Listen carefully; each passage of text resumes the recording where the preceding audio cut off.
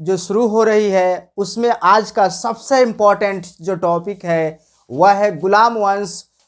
गुलाम वंश के साथ आज हम कुतुबुद्दीन ऐबक के बारे में बाखूबी से आपके सामने पेश करने जा रहे हैं कि ऐबक ने कैसे अपनी वफादारी को पेश करते हुए इस गुलाम वंश को हिंदुस्तान की सरजमी पर एक तुर्की साम्राज्य का निर्माण किया, जो इतिहास के पन्नों में अपने आप का एक अजूबा चीज़ है। उसी के बारे में आप लोग को आज हम अपने चैनल पर इस चीज़ को प्रदर्शित करने जा रहे हैं कि गुलाम वंश आखिर मेडिवल हिस्ट्री का ये कैसा डायनामिक टॉपिक है जो दुनिया के सामने आज बेमिसाल बनकर आज इतिहास के पन्नों में दौड़ रही है। जैसे आप जानते हैं कि गुलाम वंश जो है 1206 से लेकर 1290 ईस्वी तक माना जाता है गुलाम वंश का टाइमिंग। और इस गुलाम वंश का स्थापना का श्रेय ऐबक को जाता है। ऐबक जिसका पूरा नाम है कुतुबुद्दीन ऐबक। 1206 से लेकर 1290 ईस्वी तक पूरा गुलाम वंश, जिसमें ऐबक के साथ उनका बेटा आराम शाह आते हैं, इल्तुतमिश आता है, रजिया सुल्तान आती है, बलबन आता है। ये सबसे महान गुलाम वंश का शासकों में से नाम है, जिसके बदौलत यह गुलाम वंश इस दुनिया के सामने अपने आप को एक हिंदुस्तान के सरजमी पर मुस्लिम साम्राज्य को निर्माण करने का श्रेय देता है। तो आज हम इस गुलाम वंश की पहली सिंपल टॉपिक को देखेंगे, जिसमें ऐबक ने अपनी वफादारी को कैसे पेश करता है। ऐबक 1206 ईस्वी में लाहौर उस समय हिंदुस्तान का एक हिस्सा था जो आज एक पाकिस्तान के तरफ चला गया है। पाकिस्तान की आज कॉमर्शियल कैपिटल के रूप में उभरकर सामने दिखाई दे रहा है। वहीं पर ऐबक ने इस गुलाम वंश का स्थापना 1206 में किया और इस गुलाम वंश की राजधानी लाहौर में बनाया था और यहीं से पूरा हिंदुस्तान पर साम्राज्य को, लाहौर से ही पूरे साम्राज्य का संचालन करता था और अपनी साम्राज्य की दूसरी राजधानी इंद्रप्रस्थ में बनाता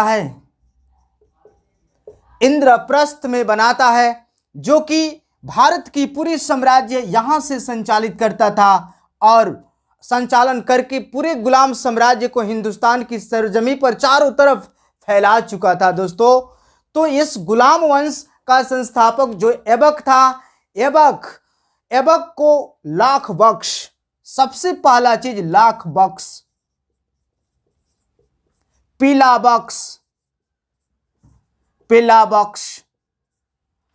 और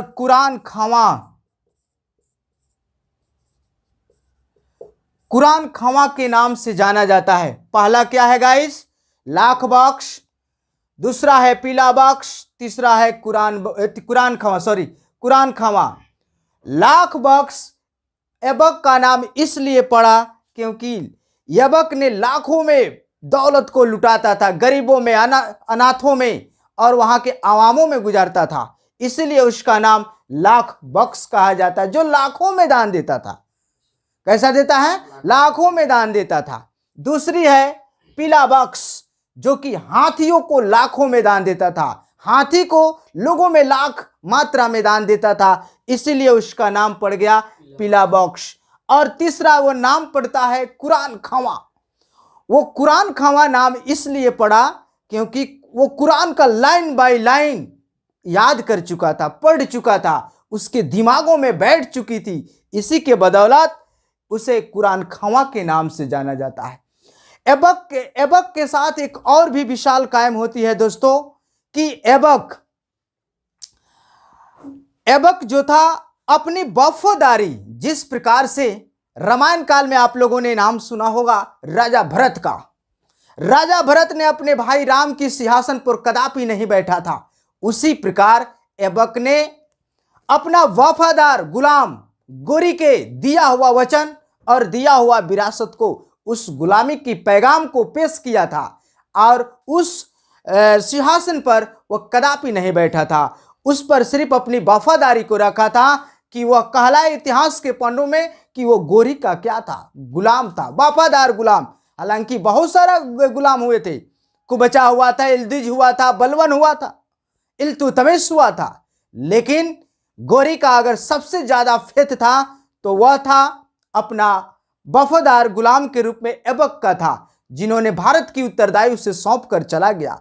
और जिसी के परिणाम स्वरूप ऐबक ने हिंदुस्तान में इस्लाम साम्राज्य को पूर्ण रूप से संचालन किया और संचालित करके पूरे भारतवर्ष में मुसलमानों का साम्राज्य बना दिया और बनाने के बाद पूर्ण रूप से शासन चलाया और चलाते रह गया। लेकिन दुर्भाग्य रहा कि ऐबक बहुत ही शौकीन भी था, जो घोड़ा पर दौड़ते हुए चौगान, जिसको पोलो भी कहते हैं, चौगान खेल खेलते हुए घोड़ा से गिर जाने के कारण बलवन की मौत होती है 1210 ईस्वी में।